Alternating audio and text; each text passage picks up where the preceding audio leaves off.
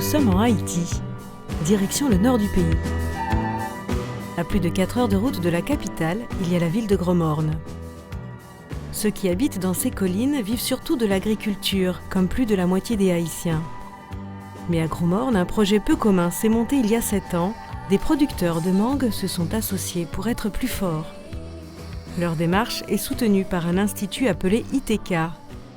Il a été fondé par des professionnels et des religieux. Leur centre, bâti à quelques kilomètres de la ville, propose des formations, notamment techniques. Objectif, valoriser la filière mangue. Ce jour-là, des jeunes sont venus au centre pour aider à réaliser des plants de manguiers.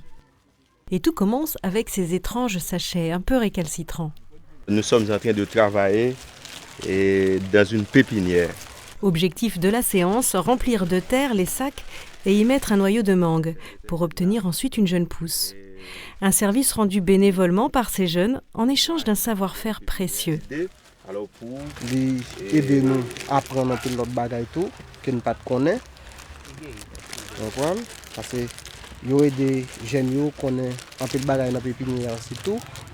Ni dans cadre ouvrir chercher, ni dans cadre remplissage chercher, ni dans l'ouvrir grand mango à tout. Un technicien apprendre nous un peu de bagaille là-dedans nous et ça rend nous. Résultat, avec les techniques enseignées par ITK, le taux de réussite d'une transplantation de manguiers est de 100%. Et les manguiers produisent dès leur 5e année, contre 10 ans auparavant. Un réel progrès pour tous. Ces parents-là ont l'habitude de planter des mangues de façon très traditionnelle. Mais avec ces pratiques-là, alors c'est toute une technicité que ces jeunes-là ont.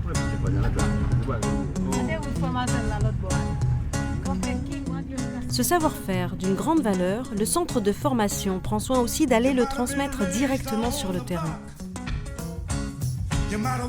Nous sommes chez Anno. Il est membre de la coopérative depuis 3 ans et père de 5 enfants. Les techniciens du centre vont lui montrer comment implanter un verger de manguier afin d'assurer un meilleur rendement et de produire des fruits de meilleure qualité qui se vendront plus cher. Ici, on mesure au centimètre près l'espace optimal entre chaque plant. Il faut 8 mètres au minimum. Là encore, le savoir-faire profite concrètement à cette famille de producteurs. Et quand cette aide est associée à la force de négociation d'une coopérative, alors c'est toute la famille qui en profite. La coopérative nous vend en pile mango. L'année passée, nous vendons en pile mango. Et nous avons plus toujours. On a les gabédés pour nous continuer à vendre plus que ça nous te vendre. Et tout le monde a plus de mango qui nous bien. Avec ITK et la coopérative, les mangues se vendent jusqu'à 3 fois plus cher. Avec ses revenus supplémentaires, Anno a refait le toit de sa maison, acheté des équipements de cuisine et surtout, comme la plupart des autres producteurs, il utilise cet argent pour payer les études de ses enfants. En Haïti, l'école est chère, elle représente 30% du budget familial. Diogène a 18 ans et ses ambitions sont plutôt éloignées de l'agriculture.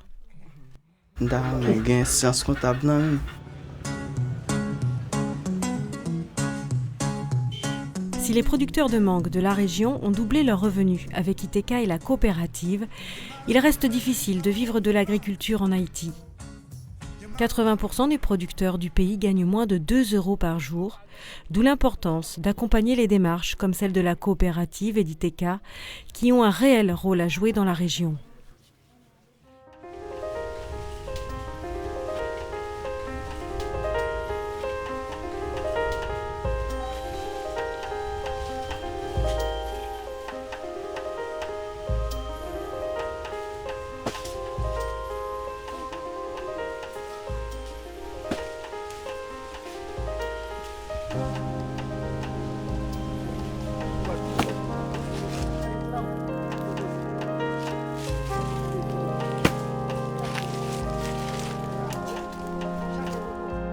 Autre bénéfice pour la communauté, l'initiative d'ITK et de la coopérative permet aussi aux femmes de s'élever socialement et d'être plus reconnues. Nous sommes dans le verger de Jacqueline, membre du conseil d'administration de la coopérative. Parce que mon gomme nous donne avant tout mon go. Yo gen plus respect parce que qu'on y a là, yo gen bagay yo ka faire puis yo fait comme. Mais so gen plus respect depuis ka faire comme.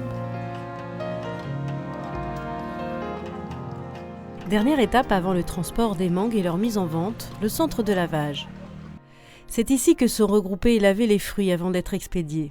Nous y retrouvons le président de la coopérative. On met les mangues là pour se laver. Et puis après avoir lavé, on se transmet ici pour sécher. En 7 ans, il a vu sa communauté évoluer. Plus de revenus, plus de reconnaissance sociale, les conditions de travail de ses producteurs aussi se sont améliorées.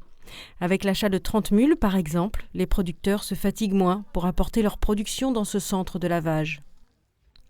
Résultat, les membres de la coopérative sont passés de 200 à plus de 1600. C'est extrêmement important pour moi, surtout dans ma vie, et j'engage comme un cheval de guerre pour rendre la filière plus moderne et prospère pour tous les Haïtiens, surtout les producteurs paysans d'abord. Prochaine étape, pour la coopérative, exporter toujours plus et diversifier ses acheteurs. Pour ITK, rendre ses producteurs toujours plus autonomes dans leur savoir-faire.